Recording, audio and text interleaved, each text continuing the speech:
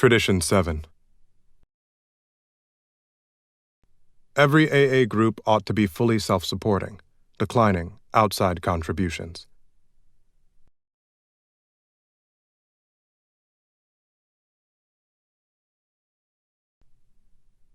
Self-supporting alcoholics? Who ever heard of such a thing? Yet we find that's what we have to be. This principle is telling evidence of the profound change that AA has wrought in all of us.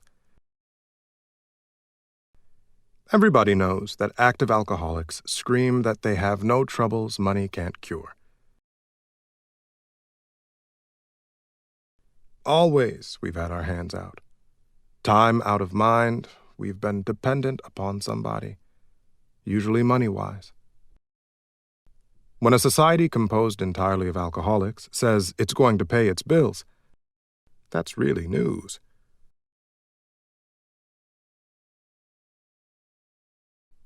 Probably no AA tradition had the labor pains this one did.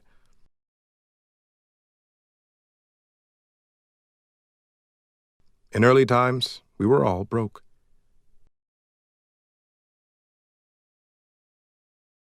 When you add to this the habitual supposition that people ought to give money to alcoholics trying to stay sober, it can be understood why we thought we deserved a pile of folding money.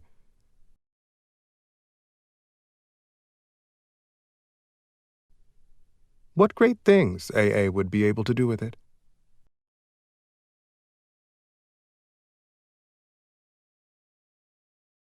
But oddly enough, people who had money thought otherwise. They figured that it was high time we, now sober, paid our own way. So our fellowship stayed poor, because it had to.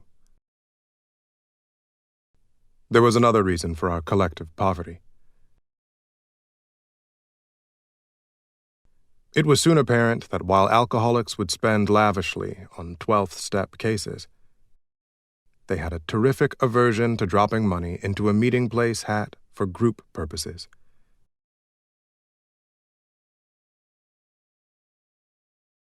We were astounded to find that we were as tight as the bark on a tree.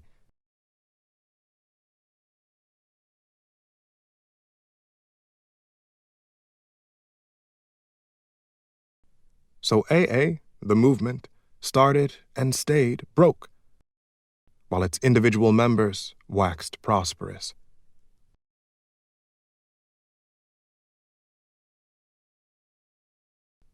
Alcoholics are certainly all-or-nothing people. Our reactions to money prove this.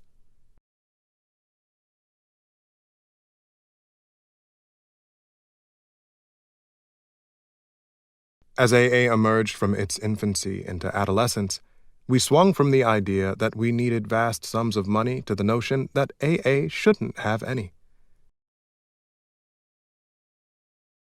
On every lip were the words, "You can't mix AA and money.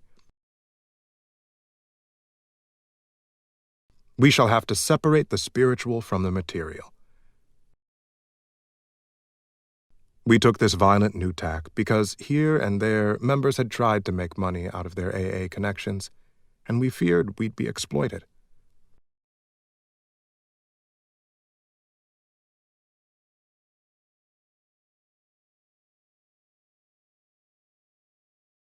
Now and then, grateful benefactors had endowed clubhouses, and as a result, there was sometimes outside interference in our affairs.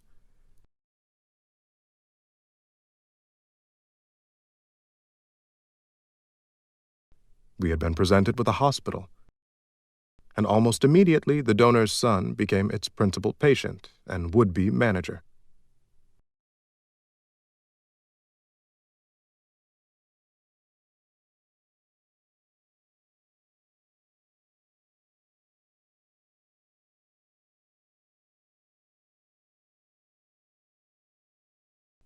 One AA group was given $5,000 to do with what it would. The hassle over that chunk of money played havoc for years.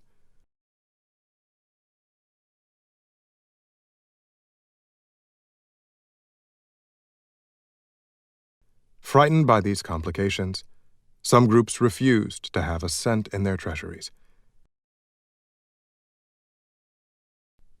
Despite these misgivings, we had to recognize the fact that AA had to function.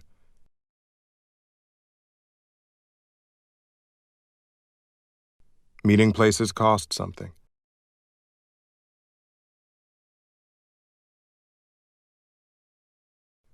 To save whole areas from turmoil, small offices had to be set up, telephones installed, and a few full-time secretaries hired.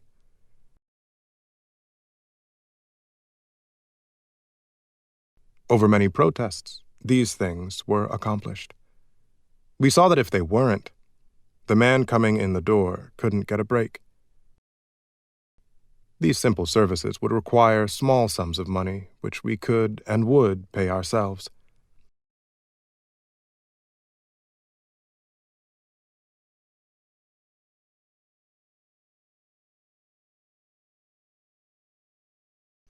At last, the pendulum stopped swinging and pointed straight at Tradition 7, as it reads today.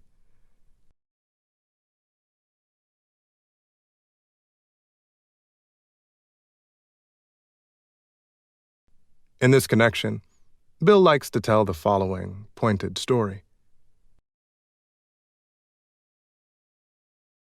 He explains that when Jack Alexander's Saturday Evening Post piece broke in 1941,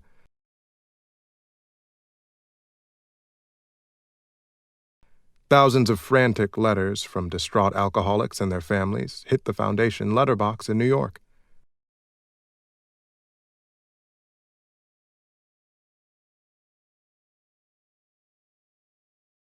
Our office staff, Bill says, consisted of 2 people, one devoted secretary and myself.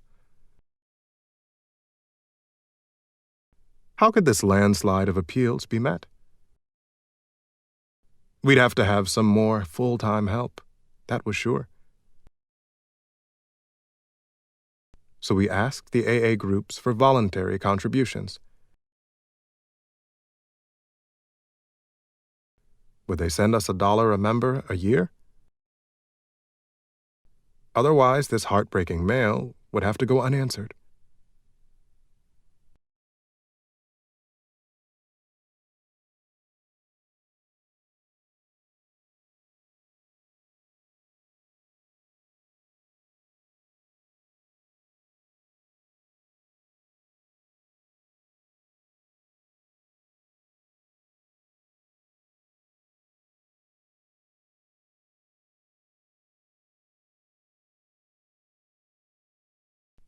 To my surprise, the response of the groups was slow.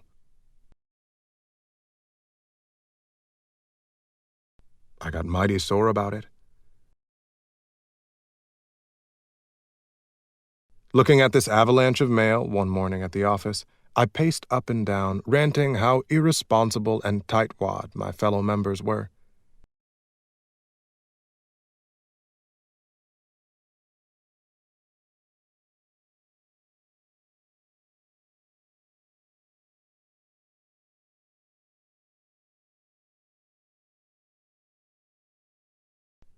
Just then, an old acquaintance stuck a tousled and aching head in the door.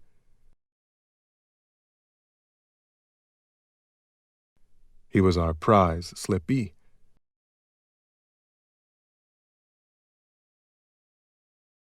I could see he had an awful hangover.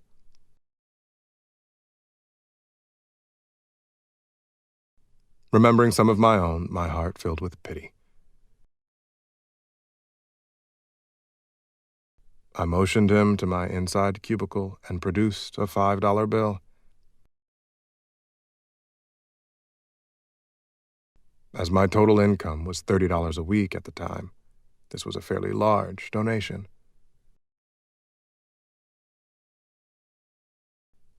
Lois really needed the money for groceries, but that didn't stop me.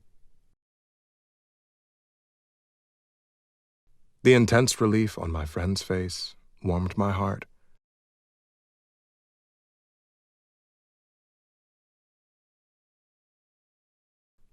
I felt especially virtuous as I thought of all the ex-drunks who wouldn't even send the foundation $1 apiece. And here I was, gladly making a $5 investment to fix a hangover. The meeting that night was at New York's old 24th Street clubhouse.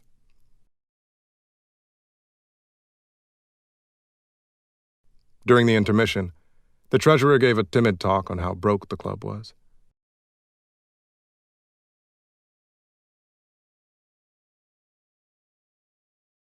That was in the period when you couldn't mix money and AA. But finally, he said it. The landlord would put us out if we didn't pay up.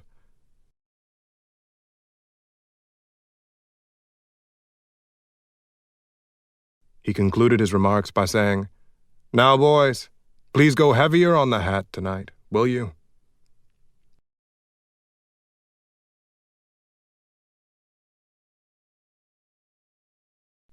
I heard all this quite plainly as I was piously trying to convert a newcomer who sat next to me.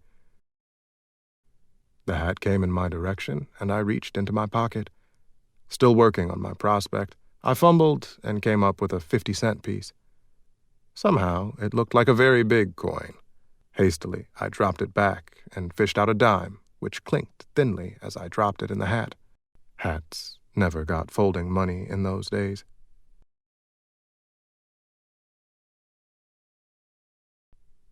Then I woke up.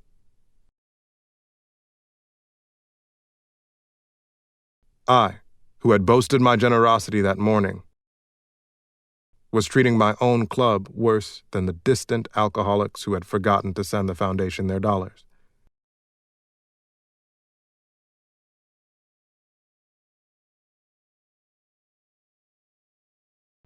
I realized that my $5 gift to the slippee was an ego-feeding proposition. Bad for him and bad for me.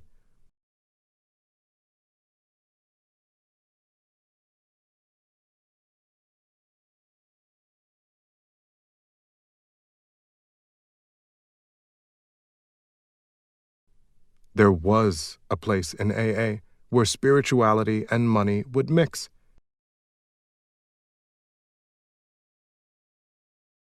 And that was in the hat.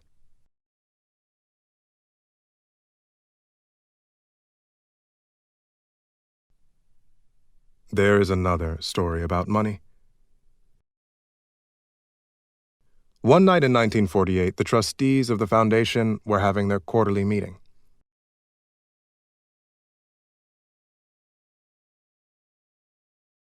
The agenda discussion included a very important question.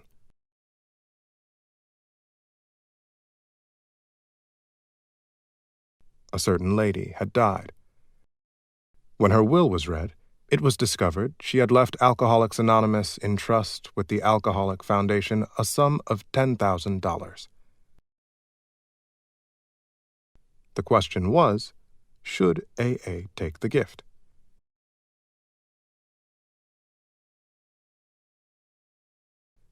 What a debate we had on that one. The foundation was really hard up just then. The groups weren't sending in enough for the support of the office.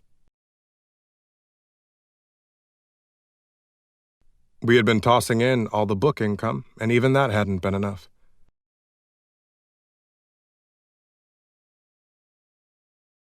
The reserve was melting like snow in springtime. We needed that $10,000. Maybe, some said, the groups will never fully support the office. We can't let it shut down. It's far too vital. Yes, let's take the money. Let's take all such donations in the future. We're going to need them. Then came the opposition. They pointed out that the foundation board already knew of a total of $500,000 set aside for AA in the wills of people still alive. Heaven only knew how much there was we hadn't heard about. If outside donations weren't declined, absolutely cut off, then the foundation would one day become rich.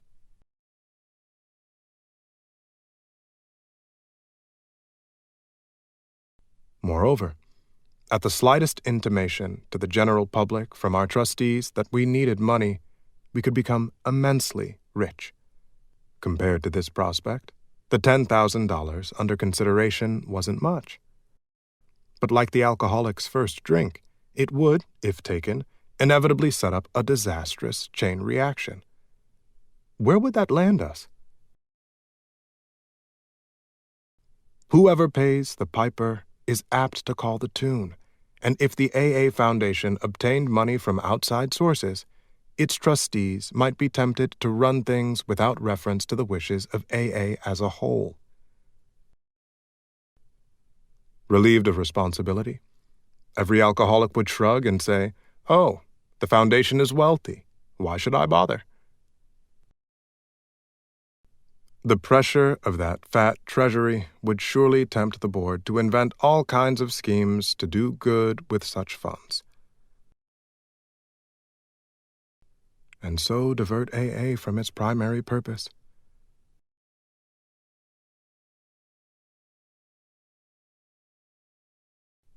The moment that happened, our fellowship's confidence would be shaken. The board would be isolated and would fall under heavy attack of criticism from both AA and the public. These were the possibilities, pro and con.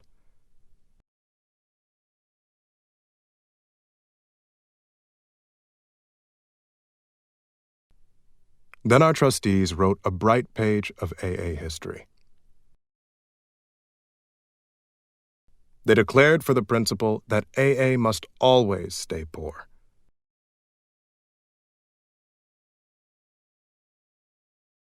Bare running expenses plus a prudent reserve would henceforth be the Foundation's financial policy.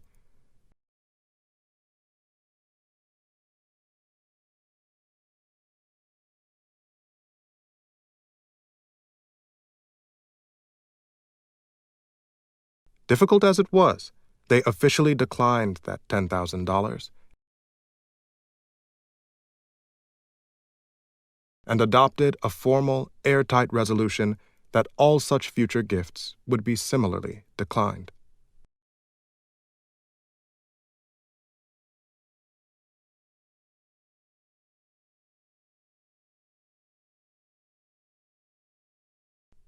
At that moment, we believe, the principle of corporate poverty was firmly and finally embedded in AA tradition.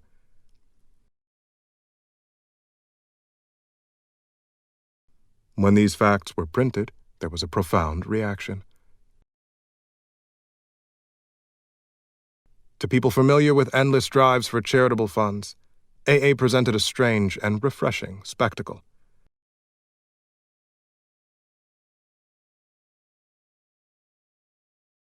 Approving editorials here and abroad generated a wave of confidence in the integrity of Alcoholics Anonymous.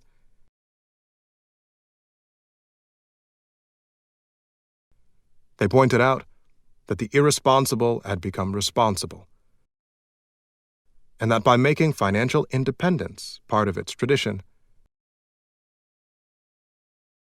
Alcoholics Anonymous had revived an ideal that its era had almost forgotten.